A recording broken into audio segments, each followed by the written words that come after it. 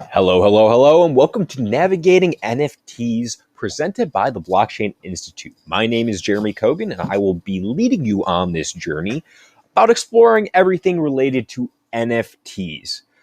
Just a little background before we fully get into the course, just giving some people a chance to file into the class if they're a little bit late. Um, we are the Blockchain Institute. We're a 501c3 nonprofit. Our mission is basically to teach cryptocurrency, blockchain, all the related aspects of those technologies to whoever is willing to listen. And that's what navigating NFTs is a part of. We are here to teach you all about NFTs. The design of the course is it's supposed to be as interactive as possible. However, we understand we're somewhat limited by webinar. Can't just raise your hand and be called on. But we don't want you to hold your questions to the end. We want you to get them out while it's fresh. So feel free to drop them in the chat. And I'll be checking that chat every couple minutes, every few sections. And that way I can answer any outstanding questions throughout the course of the class. So don't be shy. No such thing as a dumb question when it comes to cryptocurrency, because chances are it's been asked before. So while we covered that housekeeping type of stuff about the course, hopefully everybody's had a chance to file in, because now let's get into the meat of the course by asking the question, what is an NFT? Well, one of the latest trends in the cryptocurrency space has been the rise of the NFT. At this point, you've probably heard of the term. After all, you're here to learn about NFTs. With many news outlets and popular media talking about this new technology, the onset of NFTs has been rapid. New applications surrounding the technology have been and are being built quickly. But before we can explore those, let's ask, what's an NFT? Well, for starters, NFT is an acronym for non-fungible tokens. Let's break down that term, specifically starting with the concept of fungibility. So what is fungibility? Simply put, fungibility is the ability to easily exchange one unit of currency for another unit of currency while maintaining the same value. Might seem a little abstract and complex, so let me use this example. Money is perfectly fungible. You can trade your friend your $20 bill for theirs, and you each have the same value you began with, $20. The bill can be easily exchanged or swapped for one of equal value. The introduction of a fungible, centrally issued currency was largely the result of difficulty of bartering using assets. Just easier to exchange goods and services when you have a medium of exchange. The opposite is true for non-fungible assets. Because of their uniqueness and inability to be divided while maintaining their value, they aren't useful mediums of exchange usually. What are some examples of non-fungible assets? Well, any collectible, whether it be a Pokemon card or sports memorabilia, or even the deed to a house, it cannot be easily exchanged for a practically exact copy. Usually these non-fungible assets have to be sold for a fungible currency, as opposed to being directly traded. Just looking back at non-fungible assets, a good example would be a work of art. It's one of the first that comes to mind when I think of a non-fungible asset. It's an asset that has value and it cannot be divided without affecting that value. For example, cutting a $2 million work of art into two equal pieces doesn't result in two $1 million works of art. It destroys the piece. So how could this be represented on a blockchain if all cryptos are fungible? Well, the answer is that you can't represent collectibles or things that cannot be divided with fungible crypto. Just doesn't work. That brings us to another question. What do NFTs represent?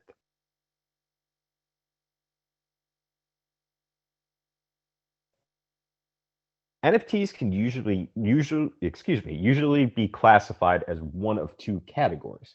So either digital collectibles or non-divisible real-world assets, like the deed to a house. While these physical assets can make use of tokenizing, basically turning themselves into NFTs, taking a deed, making it a token to represent ownership. The same can be done for digital assets and collectibles. So whether it be trading cards, stamps, coins, or even cool rocks, collecting has always been a popular hobby. Now that we live in an ever-increasing digital world, we've seen internet-based collectibles gain and even sometimes lose popularity. Now that blockchain technology is available, we're seeing collectibles managed and traded in the form of NFTs, digital collectibles.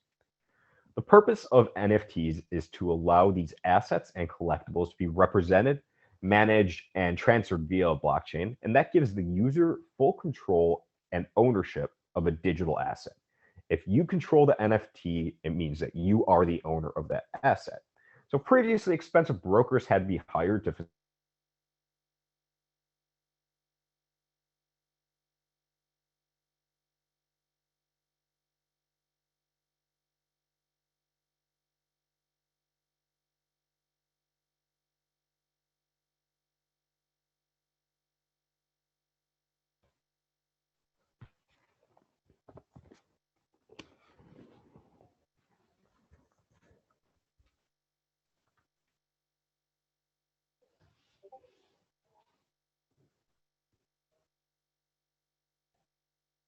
All right, so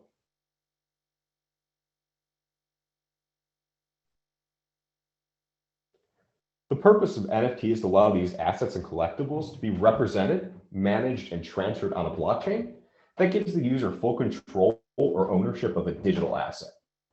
Previously, expensive brokers had to be hired to facilitate the trading of these assets.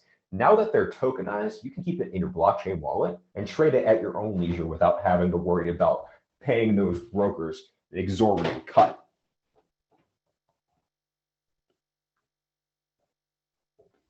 So now that we know what NFTs are, a little bit about what NFTs are and what they represent, let's talk about one of the first attempts at making an NFT, and that'd be color coins.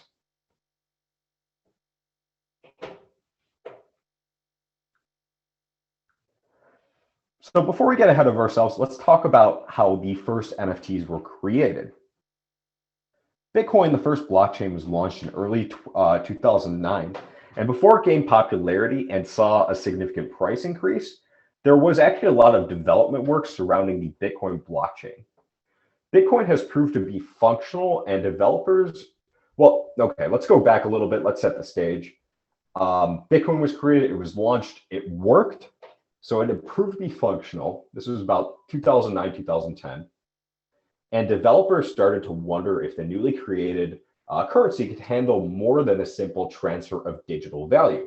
So many different projects emerged exploring if any functions could be added onto the new innovation that was blockchain and Bitcoin. One of these projects set out to make a different type of Bitcoin. So as we previously mentioned, a single Bitcoin can be divided into very small fractions, but that doesn't enable non-fungible assets to be represented on a blockchain. Developers came up with, developers that were searching for a solution to this problem more specifically, they came up with an answer, and that was to create a type of Bitcoin that could be earmarked to function as a non-fungible token. So with that, I don't want to break my promise. I want to go back, take a look at the chat.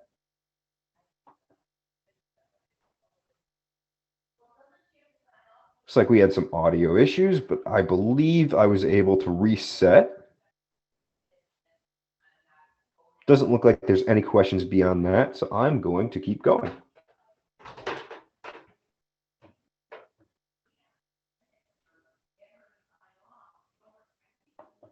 We can talk about, and we can move into exploring color coins. So color coins seem to have significant early promise. Despite focusing on the transfer of crypto, the Bitcoin blockchain does allow for a small amount of transaction data to be included in a block.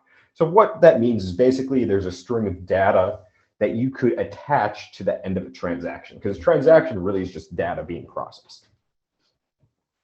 So these coins would use this extra data to distinguish themselves from the average Bitcoin.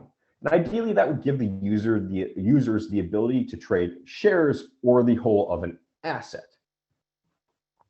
So this data signified that the two transacting parties were agreeing upon what the NFT represented. People could go back and look at the inception of the coin and say, oh, this Bitcoin was a little bit different. It was meant to represent non-divisible real-world assets, and it's earmarked as such. So although the Bitcoin blockchain could process enough data to distinguish between colored coins and regular Bitcoin, there were certain data limitations that would prove to be a lingering issue for Bitcoin and colored coins. Because colored coins the development of color coins was really contingent off of the development or continued development off of the Bitcoin chain. And that question hadn't been answered yet. Could this be effectively done? So colored coins, they tried to develop along the Bitcoin chain, were very much constrained by Bitcoin. Colored coins ran into Bitcoin's limitations.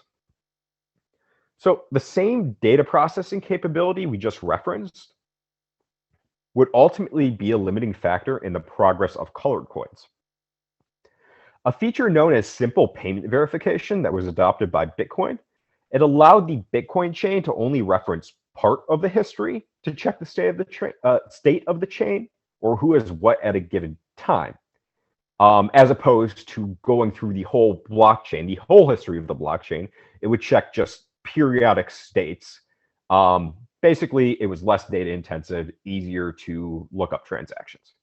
So the tool was adopted, and that allowed the amount of data that has to be sifted through to come up through the latest part of the chain, as opposed to it basically created less effort for the network to recognize who had what when. And this was all done in the hopes that the data processing capabilities would increase in turn.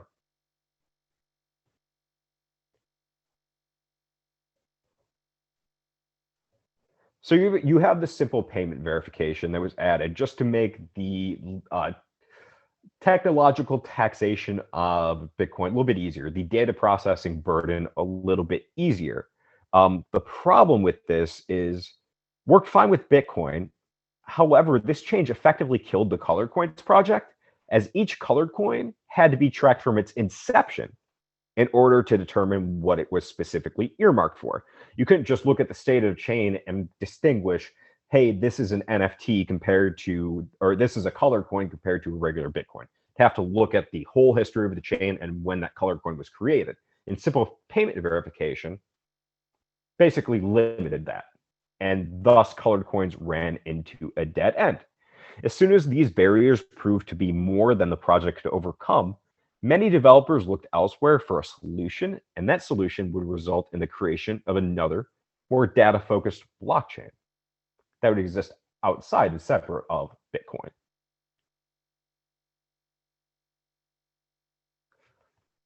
And that would be Ethereum. Before we get into that, I'm going to check the chat again, like I promised I would in between sections.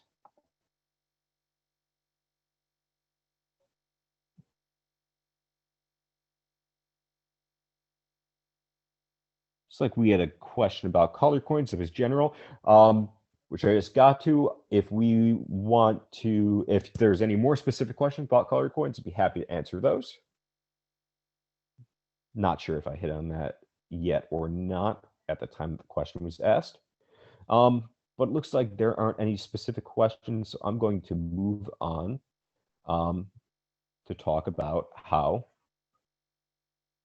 we got from colored coins to Ethereum. Just quickly going over Ethereum. So a recurring theme around the development of blockchain-based projects is the inherent limitations of the networks that they're being built upon. So projects built on Bitcoin have suffered from the issues that limit Bitcoin. They're not just dealing with their own project and the problems that come with it. They're dealing with the problems that the network that they are building upon faces as well. So often we describe the development of these decentralized applications to be paced by the development of the ecosystem in which they are built. So once it's clear that the Colored Coins project was going to fail because, hey, the Bitcoin blockchain had some issues processing data, it couldn't really do more than payment transfer, kind of by design. So once that was clear, a new blockchain was created in order to address some of Bitcoin's deficiencies, namely the ability to process data and distinguish between coins. So how did we get from Colored Coins to Ethereum? At this point, Colored Coins progress had slowed significantly, and More and more developers were becoming convinced that an alternate to Bitcoin would have to be created in order to allow for functions like asset transfer and management. So Bitcoin would be great. Bitcoin had already proven to be great at transferring value and transferring Bitcoins, but it couldn't do much more than that. It couldn't transfer NFTs, for example. So one of the catalysts that led to a new blockchain being created was the limited functionality of color coins. A lot of developers working on this color coin project got fed up, hit the same wall, and a few of them got together, decided to create their own blockchain. That blockchain would be known as Ethereum, and it was launched in 2015. So once it became clear that the Color Coins project was hitting significant barriers, other options to continue development arose. They had to look outside of Bitcoin. Many were actually initially focused on iterating off of the Bitcoin chain, and some tried. A lot of those developers would ultimately jump ship and end up either developing Ethereum as part of the core team or developing upon Ethereum once it was launched. So the increased functionality of Ethereum didn't just extend to a solution to the color coin projects and NFTs, but it created a whole new blockchain that was focused.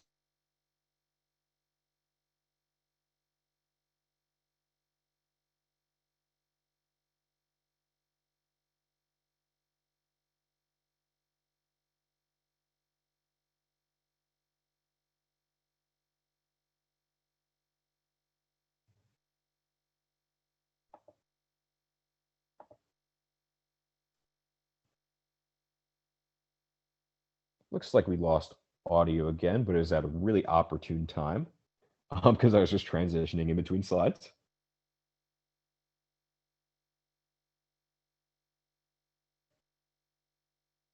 Corey, let me know if you can hear me again.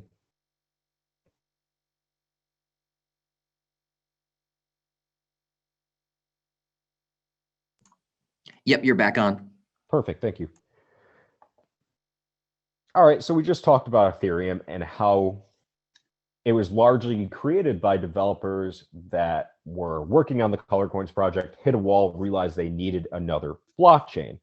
And we were at the point where we were going to ask, well, okay, they developed this blockchain that was more focused on processing data as opposed to simple payment transfer. What else can Ethereum do?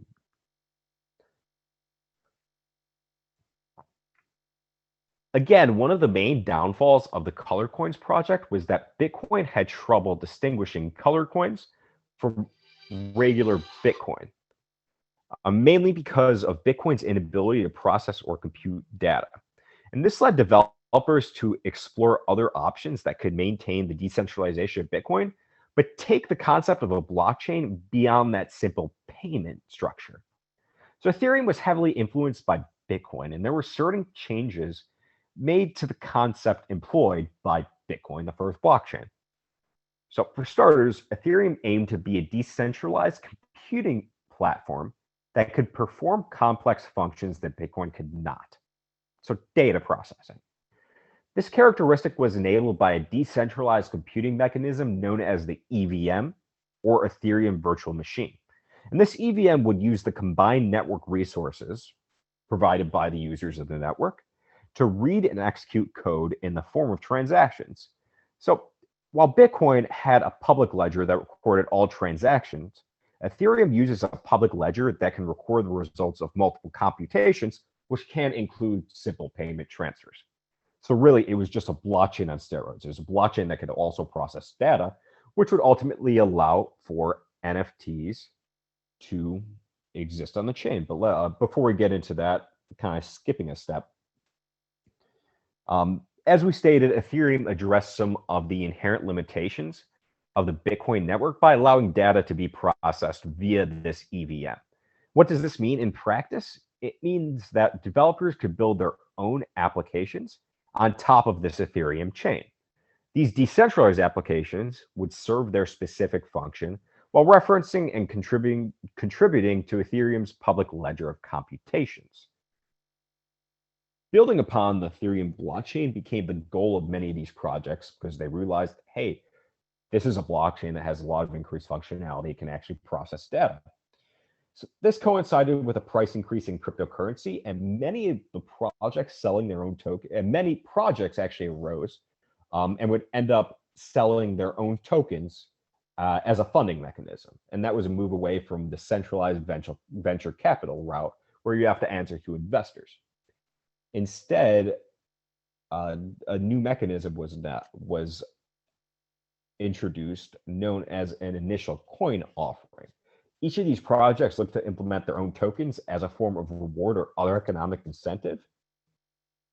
While each of these tokens was tied to Ether, so they were tokens based on Ethereum, the question of interoperability emerged. So a lot of these projects that were building upon Ethereum wanted to create their own tokens.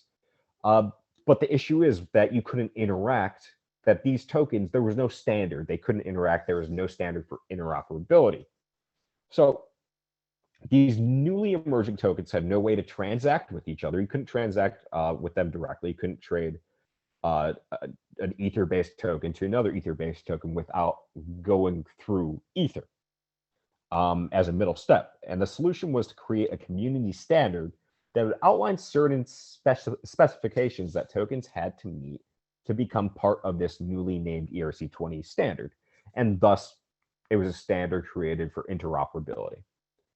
Since Ethereum is a decentralized network, the recommendation had to actually come from the community and pass through a stringent adoption process. This is what ERC stand for. ERC20 is the obviously interoperability for Ethereum-based tokens.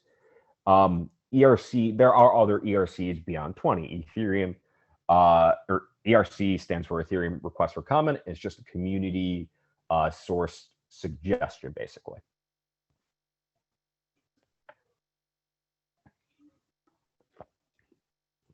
So now that developers had an EVM that could differentiate between types of tokens, a familiar question arose. Could a non-fungible token be created now that a blockchain had a data processing mechanism? I kind of already spoiled this one. The answer is yes. It's actually why we're here today. Another community recommendation came about known as ERC 721. And that transition, or the transition to set of, basically what ERC 721 did was create a standard for non-fungible tokens. It's a protocol standard put forward by the community that would allow for the creation and management of NFTs. Basically, Ethereum took the concept of color coins, but applied it to its own blockchain. And because of its enhanced capabilities, it didn't run into the same problems that Bitcoin had.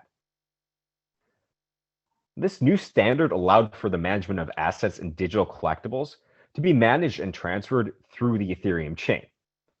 So once the protocol change was made, different projects started to study how decentralized asset management could be helpful. So ERC 721 came about, basically established specifications for non-fungible tokens. So look at some of these early Ethereum NFTs.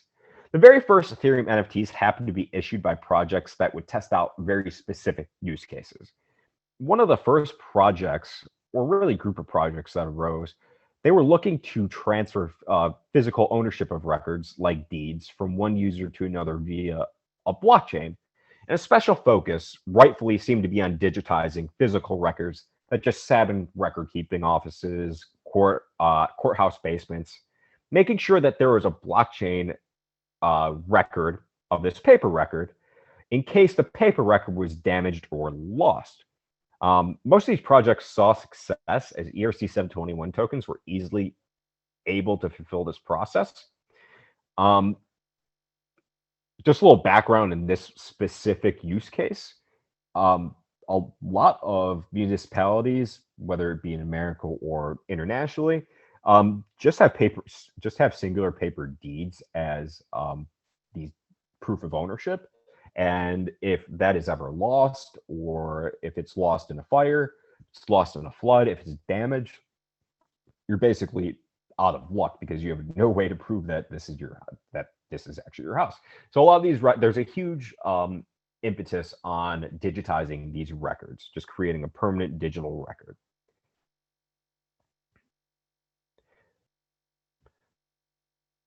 And digitizing these records, these deeds to show ownership, actually, it saw success in these early pilot projects.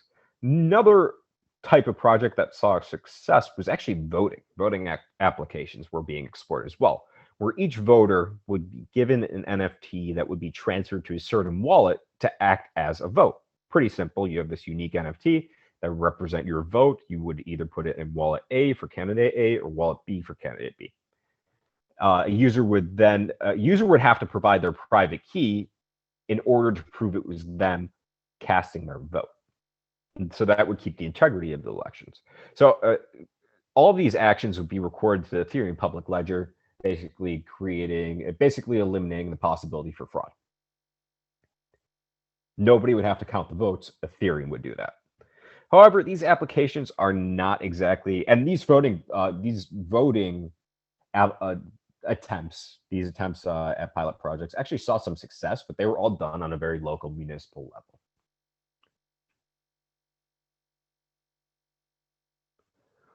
So these applications showed a lot of promise, but they were not exactly what drove Ethereum 721's popularity. That would actually be fulfilled by a very unlikely use case. And that would be digital collectible kitties. Before we get into those digital collectible kitties, the first popular use of NFTs, guys said I'm going to check on the chat.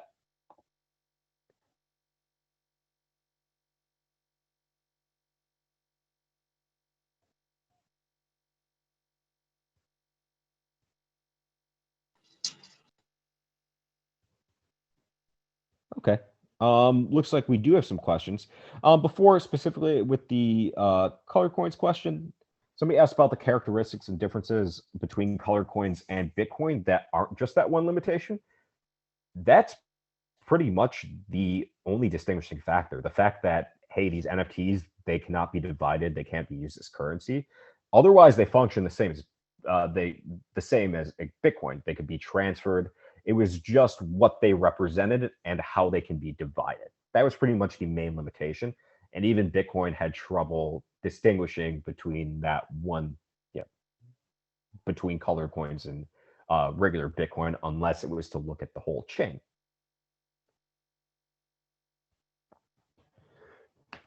Could you use NFTs to cover vaccine passports? For COVID, Louis Goldmass, and you theoretically could. I don't know what the advantage to doing that, to expressing that via NFT compared to a centralized solution.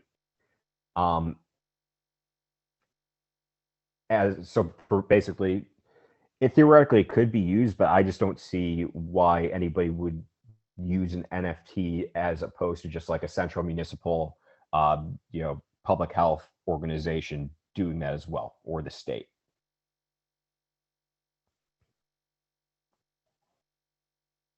For example, you wouldn't want people trading their NFT vaccine passports. Baptiste asks, can you explain the difference of publishing an NFT on Ethereum, Zequa, or Algorand? Why do you choose Ethereum rather than another solution? The reason we introduced Ethereum in this order, Ethereum was basically the first to solve this problem, to tackle this issue with ERC 721. The difference between publishing an NFT on Ethereum, Zequa, or Algorand is probably pretty much the same. These all use smart contracts. They have different specifications, might use different languages, for programming languages for those smart contracts. We specifically chose Ethereum because it was the first one and is actually the most popular when it comes to issuing NFTs and really just dApp development in general.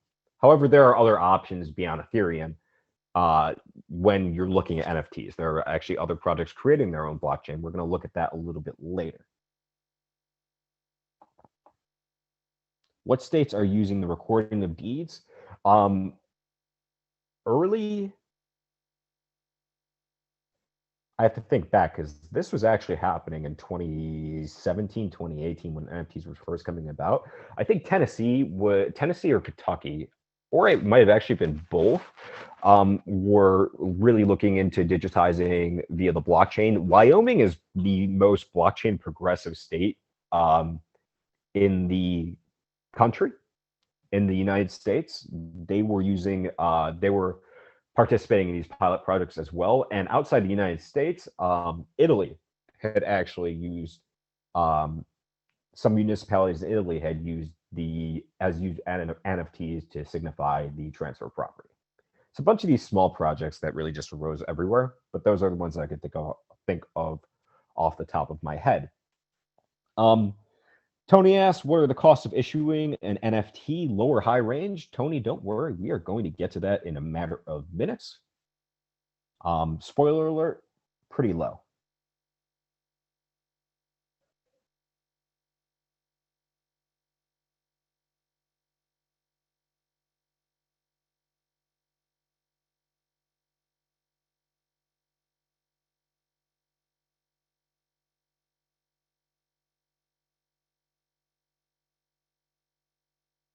So it'd still be the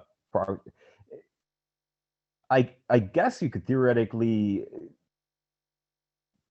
put a hash number that would be yours to just quickly verify. But again, that can be done with centralized, just the state issuing a passport as well, a centralized database.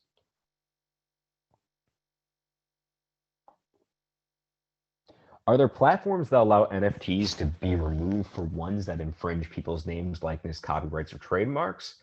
We'll get into that a little bit later, more specifically, but just to specifically answer your question now, there are a few. Ethereum is not one of those. Any public blockchain cannot be censored. So even if somebody is setting around that, it's a unique situation where even if you own, let's say, an NFT of a picture, somebody might still be able to pass around the picture, and there's really nothing you can do about it. It just shows that you are the owner of that picture.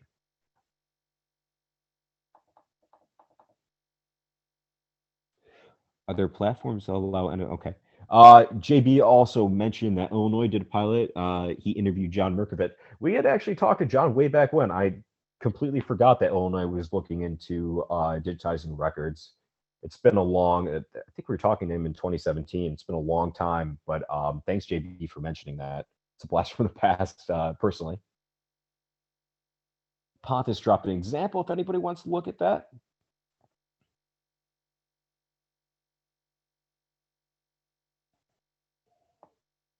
And with that, lots of questions. Thank you all. I hope if I didn't answer them, any of those to the satisfaction, if there's follow-up questions, just throw those in the chat. But otherwise, I'm going to go on to how CryptoKitties, these digital collectible cats, broke the chain. So the first popular and even viral use of Ethereum-based NFTs came in the form of a decentralized application that allowed you to collect digital collectible kitties. Just get back into presentation mode. So to set the stage for CryptoKitties, let's talk about crypto's 2017 rise. 2017 saw a big increase in cryptocurrency prices, with many of these initial coin offerings occurring every single day. This new funding model had really taken off, allowing users to first shot at purchasing a new project's token. And these tokens often had to be purchased with Bitcoin or Ether. The price of these currencies went up because, hey, people had to buy them in order to buy these other tokens.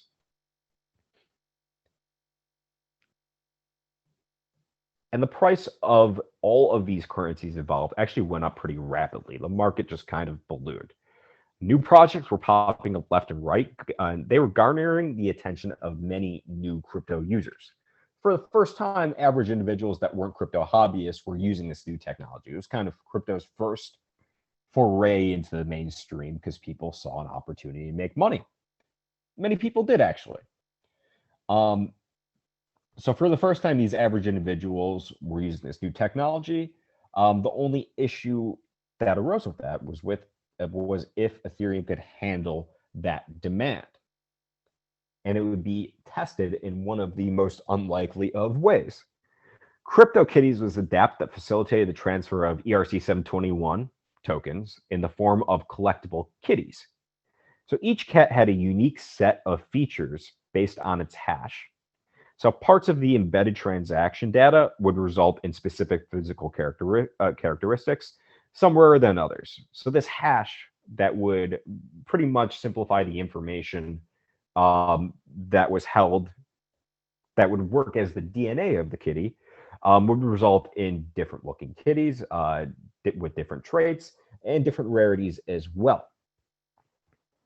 So the creativity of this concept paired with its arrival on the scene made CryptoKitties the first application to popularize NFTs. And the market took off as a result. These non-fungible kitties were sold on a market through the CryptoKitties website, and people were making lots of cryptocurrency, lots of money from flipping CryptoKitties. The more rare CryptoKitties were going for tens of thousands of dollars at one point. It just absolutely took off.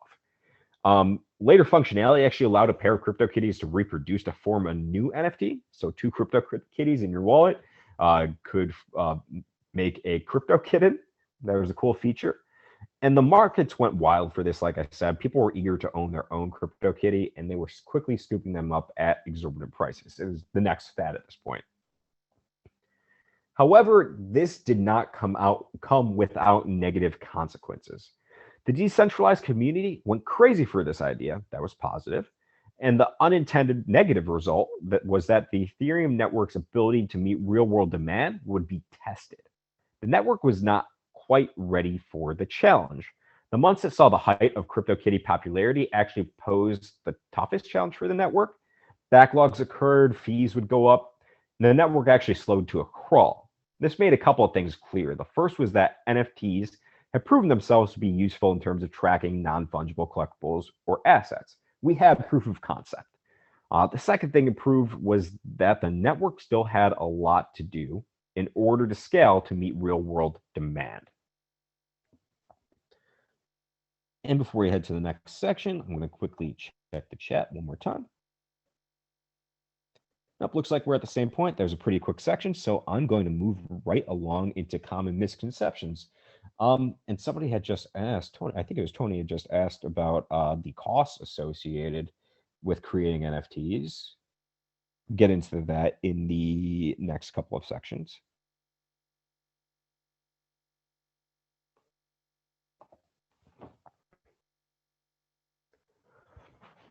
This whole rise of the NFT has come pretty rapidly, and with that has come some common misconceptions around this technology.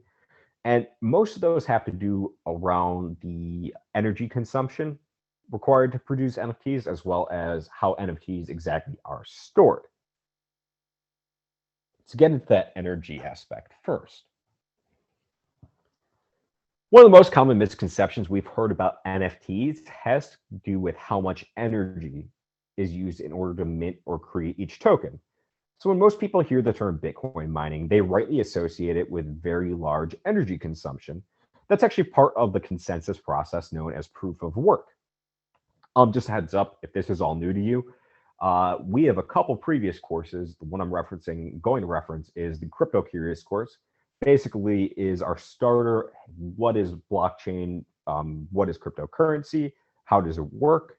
And we go over consensus mechanisms as well, such as proof of work in that course. Corey, if you could drop a link to our CryptoKitties course, I'd be greatly appreciative. So this proof of work uses lots of energy. Users agree on the transactions being processed because the miner has proven they are willing to provide computational efforts to help secure the network. So some people have mistakenly extended this process to the creation of NFTs. Since NFTs do not require a consensus process to be minted, proof of work isn't needed. Instead, the massive amount of energy expended to create a Bitcoin, it just doesn't happen when you're creating NFTs. NFT creation takes the energy equivalent of deploying a small smart contract. So while minting Bitcoins, very energy intensive, minting an NFT really is just, it takes the energy equivalent to processing one single transaction. So since NFTs, again, do not require a separate consensus process to be minted, proof of work is not needed. You don't have this associated huge energy expenditure with mining NFTs.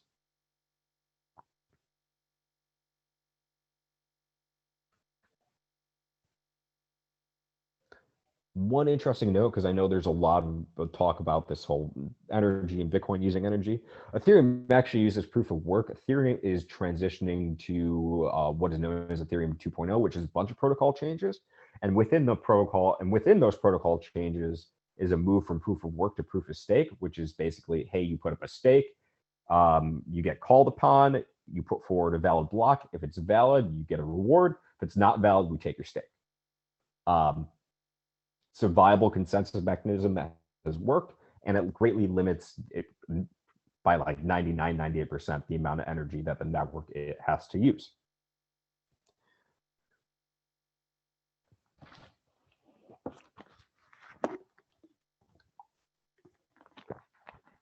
So let's talk about the second misconception that we really hear about NFTs, and it fuels the first, and that's that NFTs are created locally, just by smart contract, doesn't have to go through energy intensive consensus, and are stored on a server, not on a blockchain.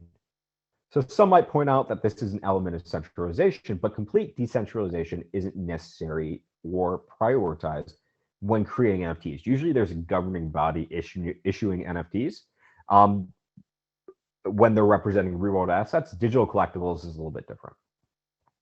So ownership is still tracked through a decentralized blockchain where users can utilize their private and public keys in order to store and transfer NFTs like they would do with any crypto, but the actual graphic of the NFT, the data of the NFT is only represented on the blockchain while it's actually stored locally.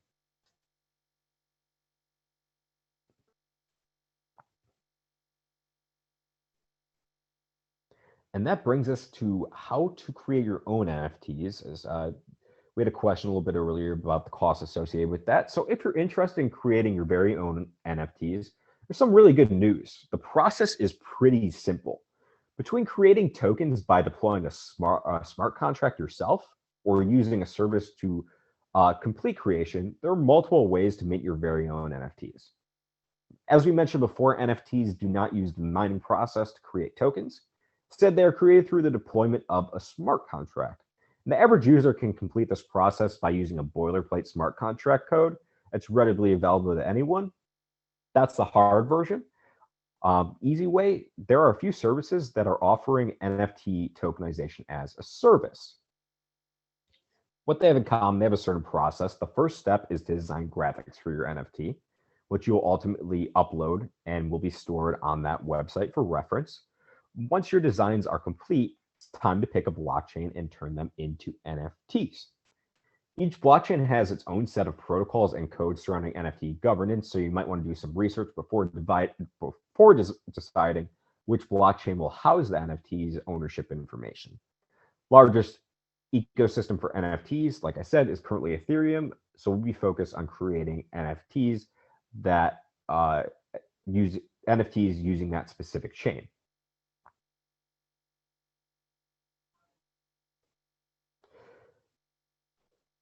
For those of us that aren't comfortable with deploying your own smart contract, a few projects have created solutions that not only allow you to create NFTs, but to list them in a built-in marketplace as well. Platforms such as OpenSea and Rarible have effectively streamlined the entire NFT creation process and have integrated a market function on the back end where you can sell your NFTs.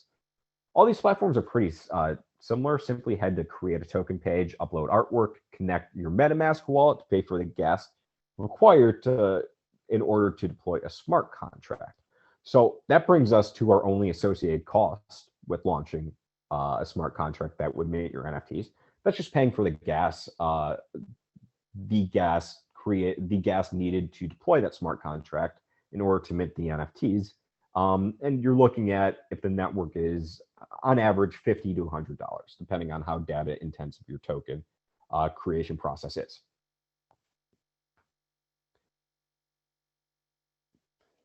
So platforms like OpenSea will walk you through this process and launch a smart contract for you once it's funded. It's just a very easy process.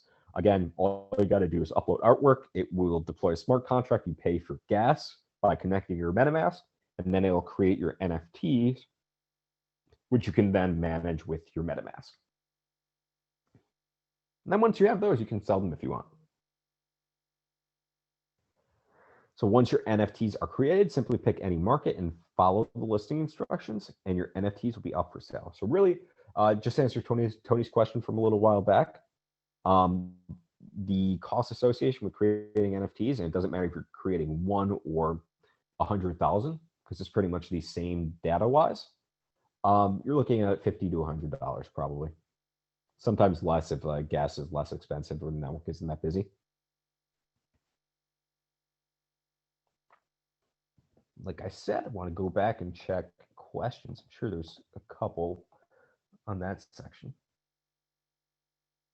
Oh, somebody, Baptiste just told me there's no gas on Mintable. That's my mistake. They'll take 5% of your sale as their fee. So you really don't have an initial cost there. They'll take 5% if you complete a sale. That's interesting. Baptiste, thank you for that.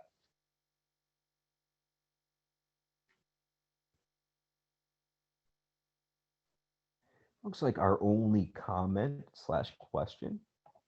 With that, let's get into distinguishing between NFTs, because there are a couple characteristics that allow us to put NFTs into certain classifications. The first dichotomy is these physical versus digital assets, because NFTs, like we said, can represent both. The biggest and most obvious difference is the type of asset that is represented via the token. Is it physical or digital? There's a huge difference between an NFT that tracks the ownership of a real world asset, like a deed to a house, compared to an NFT that just tracks ownership of something that's completely digital, like a CryptoKitty. So physical assets require multiple parties to recognize that this NFT represents ownership of this physical asset. And since corresponding asset must be transferred along, this is because the corresponding asset must be transferred along with the NFT. With other collectibles, this can all be done digitally. It's a lot easier when you're just trading NFTs and digital collectibles. When you're trading NFTs that are tied to real world assets, you usually need an outside body to recognize that, hey, we agree that an NFT represents the transfer of this, and both parties have to agree on what the NFT represents.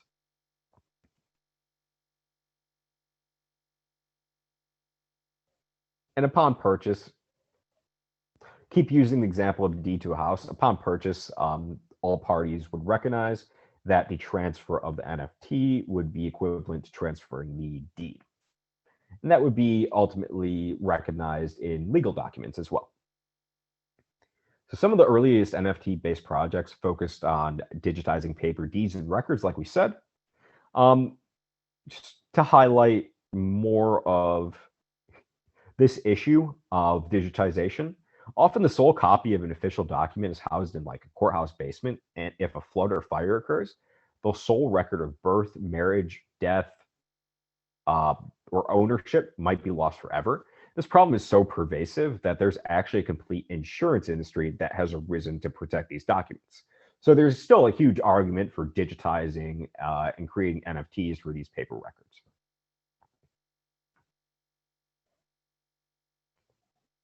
But let's shift to specifically digital NFTs, utility versus non-utility NFTs. So we've taken these digital NFTs and have kind of broken them into a further sub-function. In order to better understand collectible NFTs, let's make this additional distinction. Some NFTs represent digital collectibles like a CryptoKitty. Other digital collectible NFTs are slightly different because they offer something beyond simple collection and transfer. For example, some musicians are releasing their music along with an NFT that allows users to listen to the album. So the NFT actually acts as a key that unlocks the album or the ability to listen to that. More specifically, it's usually bonus content because people aren't just releasing their whole album as NFTs. Rather just bonus content. We're going to get into that a little bit later. So we've decided to label NFT digital collectibles as having or lacking utility. So that's the big distinction. A digital collectible like a CryptoKitty doesn't really do anything beyond be a digital collectible. A digital collectible that allows you to listen to an album, it has a function, it has utility. And with that, I want to get into popular examples of NFTs.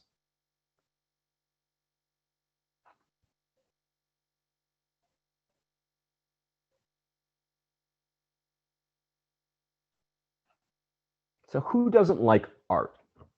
For one, it's aesthetically pleasing and often a great decorating piece, possibly for your home or office. One would think that the art market would clash with an increasing digital world, but a rather interesting kind of niche market has arose. There's a rise of art-based NFTs. The rise of art-based NFTs has coincided with the rise of a digital art market. So art maintains its value because a market agrees upon that value. That's how pricing, buying, selling works. Supply and demand. Excuse me, not supply or demand on this type of market, but kind of recognizing that the price is set by who is willing to pay or how much somebody is willing to pay for it. That's how market value is assessed. And that's the same as with many NFTs. They're simply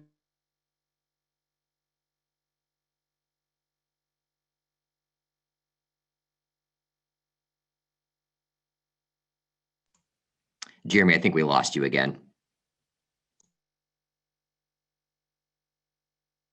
world's famous Christie's auction house. So you can see their logo in front of you. The most notable example of an NFT piece being sold as art by Christie's, or actually just in general, would be artist Beeple's Everyday. The artist's name is Beeple. The title is Everyday, the first 5,000 days.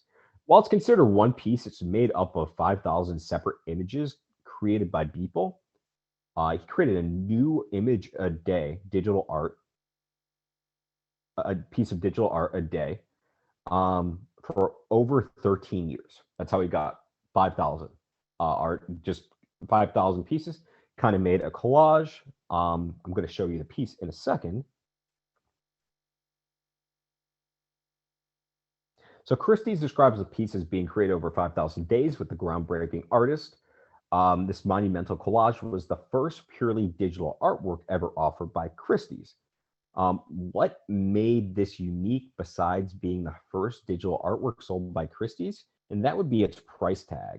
5,000 Days was recently sold for nearly $70 million, with transfer of ownership being signified by an NFT. That.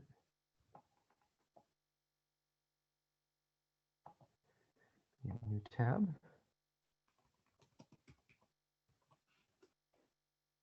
I just want to show you this image really quickly, or this collage of all the 5,000 images.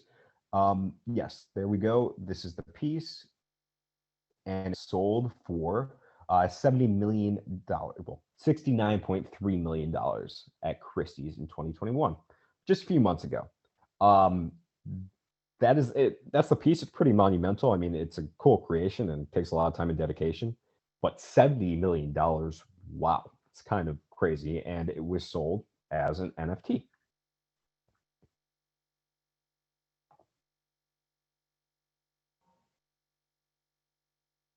So what are the implications of this? If art can be tokenized and transferred via decentralized networks, a robust art trading market can arise, and we might see art traders as we see crypto day traders. A lot of questions are being asked about NFTs holding their value, and the answer to those questions depends on the utility of the NFT, as well as the community surrounding the token. The digital art market is growing rapidly as interest increases, and digital art backed by NFTs, they're likely to stick around for a while, as this digital art community has already established a market where these pieces have value.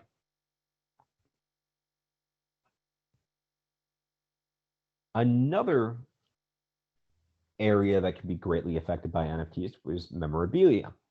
The current memorabilia market is rife with fraud, mainly because of how certificates of authenticity work. Certificate of authenticity is a paper document that's issued at the time the memorabilia is signed or put up for sale. Basically, it guarantees that it's authentic. It's usually issued by a body that specifically issues those certificates. They're issued by these trusted authorities within the space and are effective ways to prove ownership of a real asset. This is how the memorabilia industry operates. The only problem is if you lose that certificate, there's no record of authenticity for that item. You might as well toss out the piece, considering you can no longer prove it is an authentic item. It has no retail value, only sentimental value at this point. This small paper significance is immense. The item retains its value as long as the certificate is kept. As you can imagine, there have been some of these certificates that have been lost or destroyed, and getting these pieces recertified is nearly impossible, as most of these certificates are issued the time the memorabilia is signed or recorded, because that's the only way it can be proven. So how can this problem be mitigated? NFTs. If a certificate of authenticity is digitally issued, it cannot be destroyed. As long as the holder retains the keys associated with the NFT, they will always have proof of authenticity. When Americans think about some of the most notable sports memorabilia, baseball trading cards instantly come to mind. These cards were so ingrained into American culture, specifically, that there was a time where they were included as freebies or bonus add-ons in packs of gum and packs of cigarettes. While we're a long time removed from that era, trading cards have mainly thrived since their inception until really the past 20 years.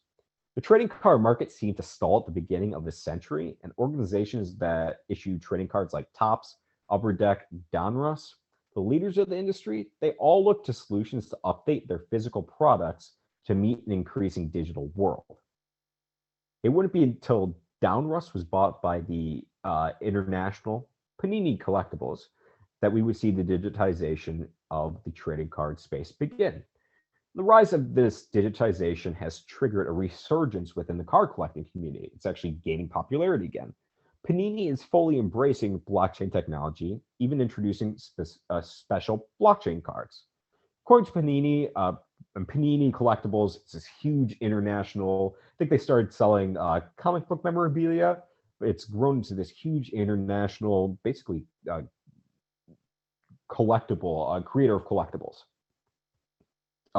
Based in Italy, they have a Panini America division, which is mainly tackling what we're talking about, the sports memorabilia section. One of the things they're doing, they're issuing blockchain trading cards. What is a blockchain card? Well, a blockchain card is a digital collectible that is represented by an NFT and can be transferred using by a blockchain. It creates a immutable history of each owner and each transfer of the collectible. Panini offers the ability for users to claim a card online when receiving the corresponding private key associated with the NFT. So you would have digital ownership and a digital representation of that collectible. However, not all Panini cards are purely digital. Some actually have a physical copy whose ownership and transfers are recorded on a blockchain. This actually creates a rather interesting scenario where the physical card can be sold while the digital rights remain with the original owner, kind of like a license. That still kind of has to be figured out, but people are kind of going with the status quo right now. Every transaction conducted on a blockchain is recorded to a public ledger, and in this case, each transaction would indicate a transfer of the card. And interestingly, memorabilia can derive some of its value from its history of ownership. In this case, every transfer is like another chapter added to the book that tracks the life of the card. A narrative basically is formed surrounding the history of ownership of that collectible, and that can give it value. Additionally, these NFTs can be packaged with different types of media like a GIF or video. And if the card contains a piece of a game-worn jersey, for example, footage of that game can be included as part of the NFT package. This is a nice add-on in most cases, but some projects are actually looking to turn these pieces of digital media, ones that aren't backed by anything physical, into NFTs. Namely, NBA Top Shot. Brings us to a question that I want to pose to you, just a quick one. Would you buy a GIF of a video that's widely available, would you buy an NFT of a video that's widely available on the internet just to say you own that video? Well, some projects are banking on people doing exactly that. They're getting some interesting partners, and as you may have guessed from the logo right over here, or actually the name, one of those partners is the NBA.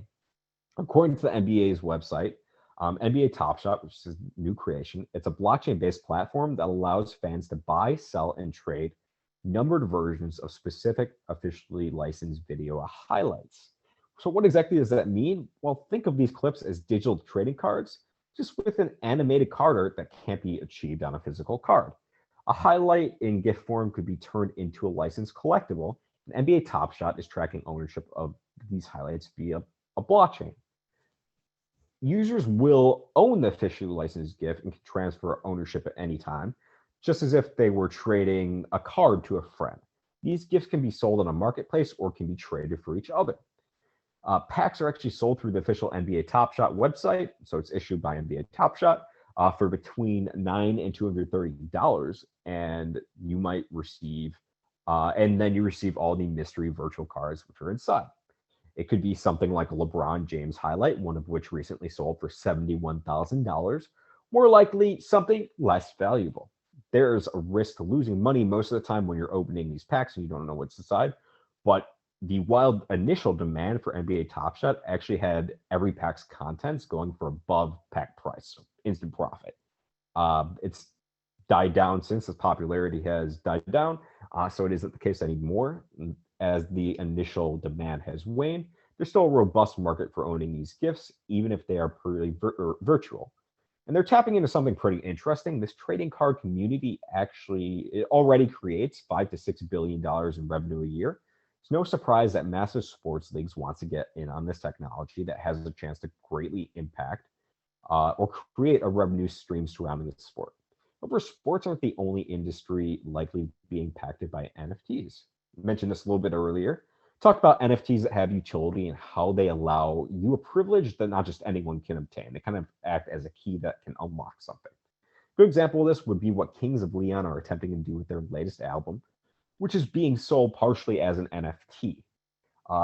Project Yellowheart is teaming up with the band to create a few NFTs that will serve different functions. So the first unlocks a special album version with bonus content. Ownership of the NFT is the only way to access this content, basically giving it utility that will help maintain or increase the NFT's value in all likelihood. This is also the hope for the second NFT that the band is releasing, containing a special media package similar to a behind-the-scenes type of media. This is a rather unique way to monetize, but it only benefits the artist at the official sale. Normally, this behind-the-scenes media, such as DVD or something. Usually, the more piece of media exchanges ownership, the more people get access to this exclusive content, while the artist doesn't gain any additional revenue. So this NFT is looking to address a specific problem through a unique smart contract that will give a set portion of each sale back to the artist. It's ingrained in the smart contract. Similar to a royalty paid on each sale. In a field where artists are routinely exploited, with them having little say in the fate and sale of their work, this is a pretty big deal. By using the smart contract, they'll at least be able to claim continued monetization every time their work is sold. Then the last NFT that Kings of Leon is creating is an extremely high-level VIP package that allows its holder to claim tickets for almost any Kings of Leon performance ever. This is quite the perk that will go for quite the price, but if NFTs can be used for a package like this, then why can't they be used for, more general event ticketing? And the answer is, well, they can. There have been various long-standing issues that have plagued the ticketing industry, whether it be a small concert venue or a larger stadium. Ticketing, it's part of most events. You actually had to buy a ticket or not buy a ticket, you had to obtain a ticket to get into this class. However, one of the biggest issues faced by the ticketing industry has to do with the purchase of fraudulent tickets. There's no worse feeling than getting to the gate of an event that you're super excited to go to, only to be told that the tickets you bought from a third party are fake. You pull out the fake tickets, but the barcode won't scan, you'll be left confused, then irritated, then pretty angry, and the venue isn't happy about turning you away either. While this is a lot more common, this was a lot more common of occurrence before the digitization of tickets. Problem still persists. It's still an issue. People don't go to the correct website by falling for phishing scams. They can end up paying real money for very fake tickets. This alone gives us a problem that blockchain ticketing can possibly address, but it's one that mainly benefits the consumer. While this might be enough to get a corporation to act, if the corporation or group has their own separate incentive, they are much more likely to implement that solution. Luckily, blockchain ticketing can solve a problem for vendors as well. And this has to do with the continued royalty on sales that we saw with Kings of Leon and what they're doing. Ticketing industry brings more than 14 billion in revenue per year, but a lot of that value is exchanged via the resale market once the ticket has been initially sold. There's nothing preventing someone from acting as a middleman, profiting by buying the ticket from the event venue, then selling it back on the open market for a profit. In fact, this happens all the time. These ticket resellers have become part of the industry, with StubHub and SeatGeek standing out as some of the most popular online marketplaces for resellers to post their available tickets. The problem for these venues selling these tickets is that they don't see any portion of the continued sale of their ticket. So turning a ticket into an NFT could allow for the ability for the royalty to be collected every time that ticket is resold. This isn't an idea being floated around by just anyone.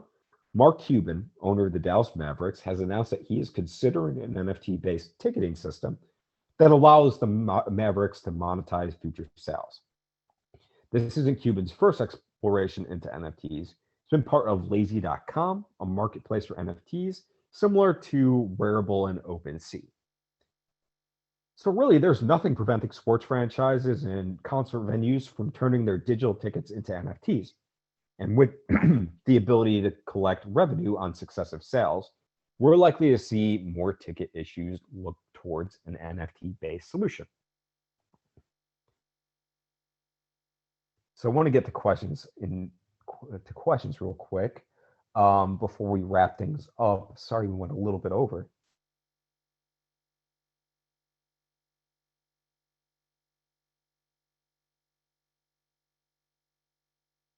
Okay, looks like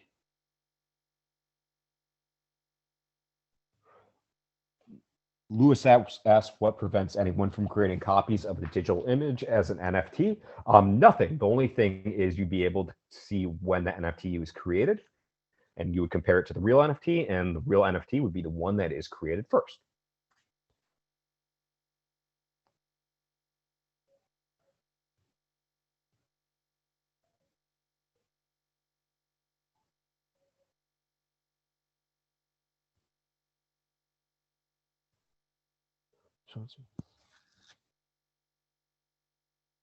OpenSea is similar to Mintable. Looks like on the other side, you only pay fees for your first NFT, and after that, you can mint NFTs and then they take 2.5%. Okay, so their price structure is a little bit different. You pay fees again when you accept a bid. So they take a few fees a couple times. Not as familiar with OpenSea as I am with Rarible.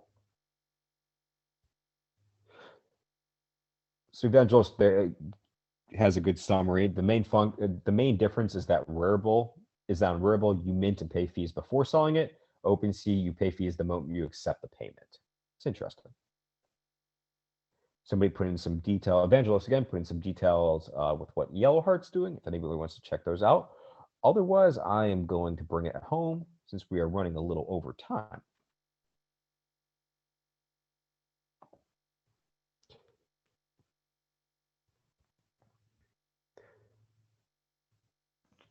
So some people have brought up some very valid criticisms when it comes to NFTs. And one complaint is that the artificial scarcity of NFT ultimately gives them unsustainable value. Well, that's true for some. I personally believe that NFTs with utility have a lot greater chance of holding their value. So many of these NFTs will survive. Just a note, in 2018, we saw the end of the ICO bubble with crypto kind of crashing and these ICOs slow down a lot.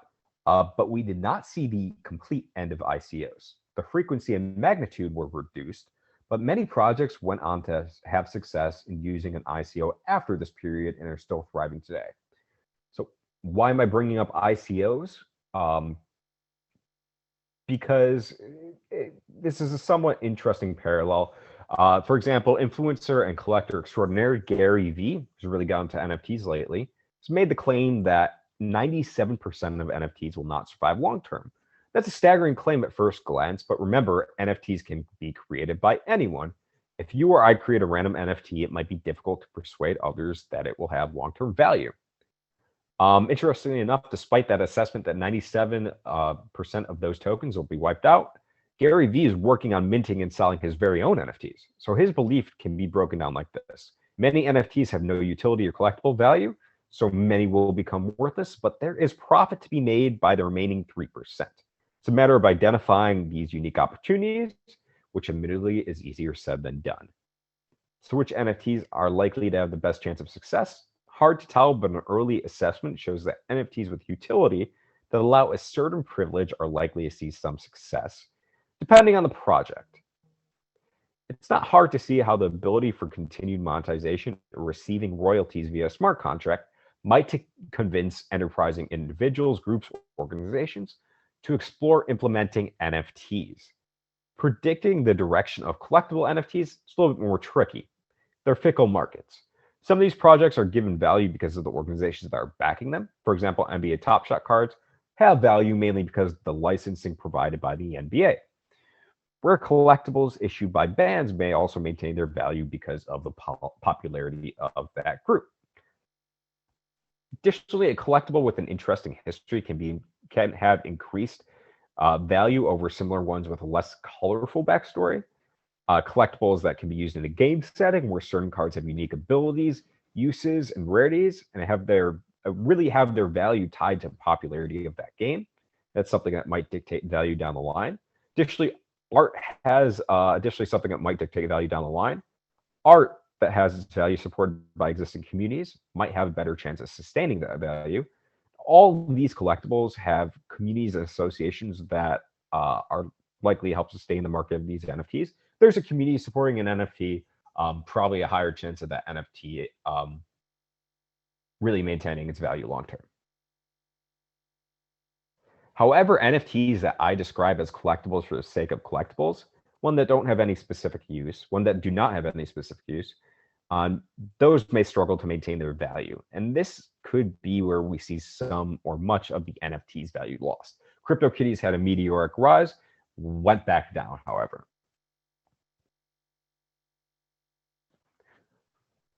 So there are some valid criticisms. There are likely to be some NFTs that don't make it long term, but there are going to be some that definitely do. What does the future of NFTs look like? So in 2018, we saw the end of the ICO bubble, like I said, but we didn't see the end of ICOs. We're likely to see less NFTs being created once this initial craze goes by, but the cream of the crop is going to rise to the top. It's going to and NFTs are still going to be a thing, especially NFTs with utility.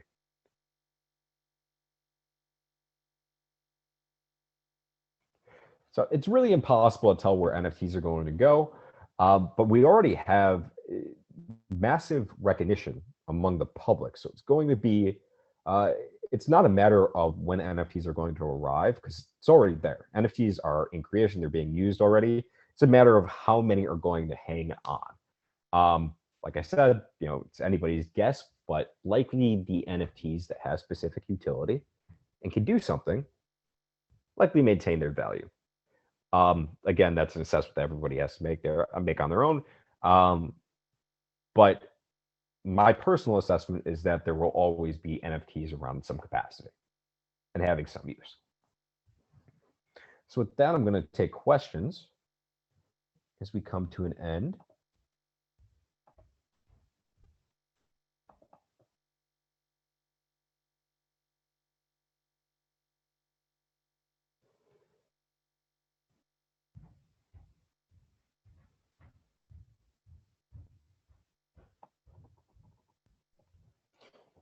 Pontus asked, what do you think the future of NFTs will look like? What do you think the futures of NFTs will look like, given that different wallets will be needed for different blockchains? Part of the appeal of NFTs is that they'll be your digital footprint. I think we're going to see an increased interoperability between wallets. Obviously, different chains are going to use different wallets. So you might need a wallet per chain, but really, I mean, I have different wallets to manage different NFTs. It's a mild inconvenience. I don't think it's going to be a major hindrance.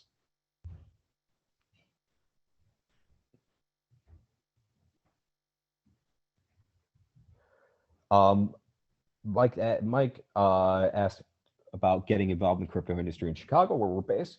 And this would be a great time for me to tell everyone to go to our website, if they're so inclined, to join our newsletter. Scroll down on the bottom, enter your email address. That will keep you updated on all events happening inside and outside the community.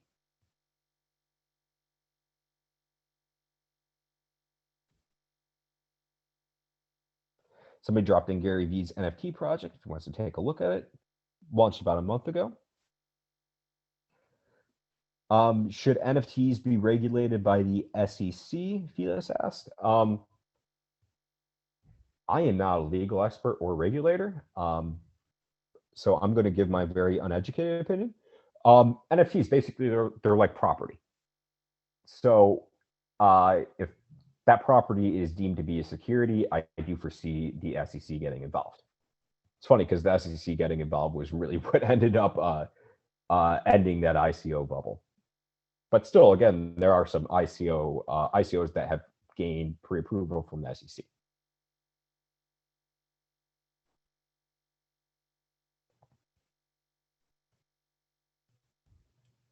Got a couple things. Thank you, everybody, for joining. Just to wrap things up,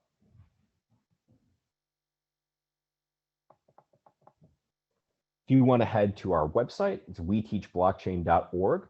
Sign up for our newsletter. We also have an events page that has an outline of our upcoming courses. I think we have a Crypto Curious course coming up, which Corey dropped a link in.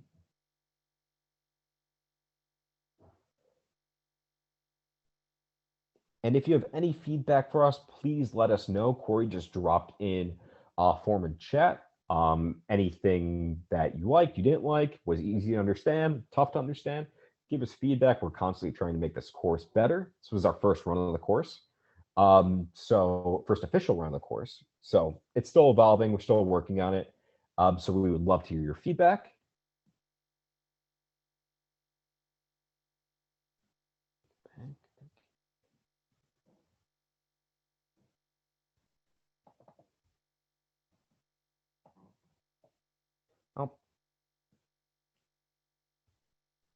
Thank you for pointing me in the right direction, Jenny, and thank you for joining us. Here's a link for the upcoming Crypto Curious course. I'm actually going to just take you to that page. Here's Eventbrite. Like, you all got your tickets, so I'm sure you're familiar. Crypto Curious course, it's our first crypto course. It's basically the intro to everything crypto, blockchain, Bitcoin. It is over 2 days. Part 1 is going to take place June 24th, 12 to 1:30.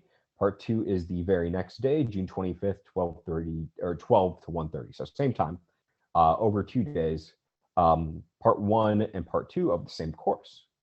So you want to get tickets for both dates to attend both live webinars, and that will also get you a recording of the webinars.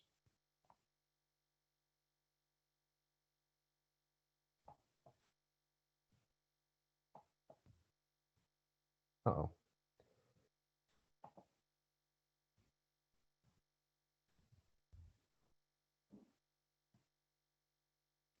I got away from chat.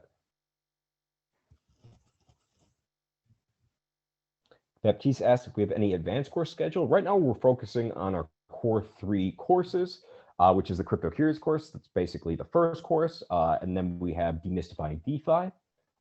Crypto Curious feeds directly into Demystifying DeFi. And then we have this NFT, which is kind of a standalone course. We might be working on a few more technical courses in the future, but there's none in the immediate plans right now. Basically, there's a lot of beginners out there still, people getting acclimated with crypto. So we're really focusing on getting them into the track by starting them with Crypto Curious. But if there's any suggestions for a technical course, we are always open to that.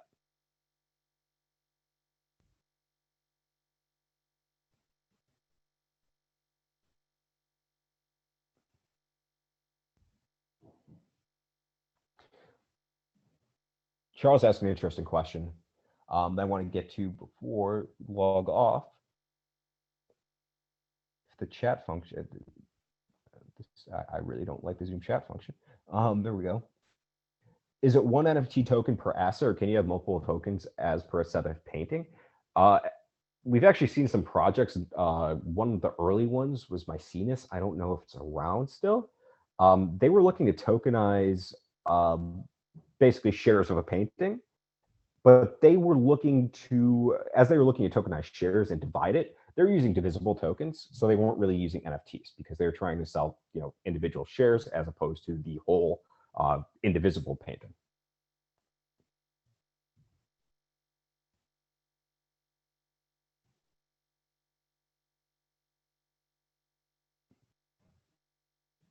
So I'm going to hang out here for another second or two.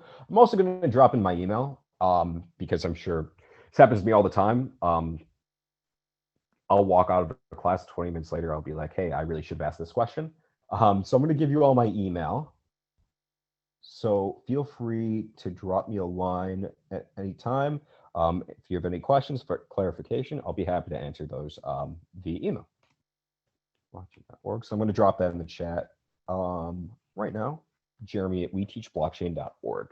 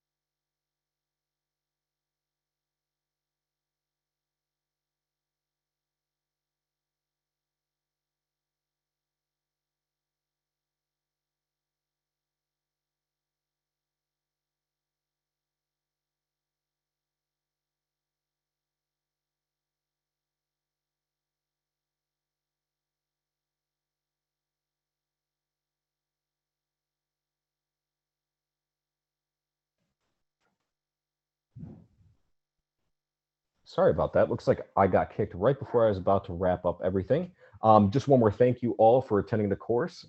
Check us out at weteachblockchain.org. Email me at jeremy@weteachblockchain.org if you have any questions. One more thank you before I close the room. And everyone have a great day.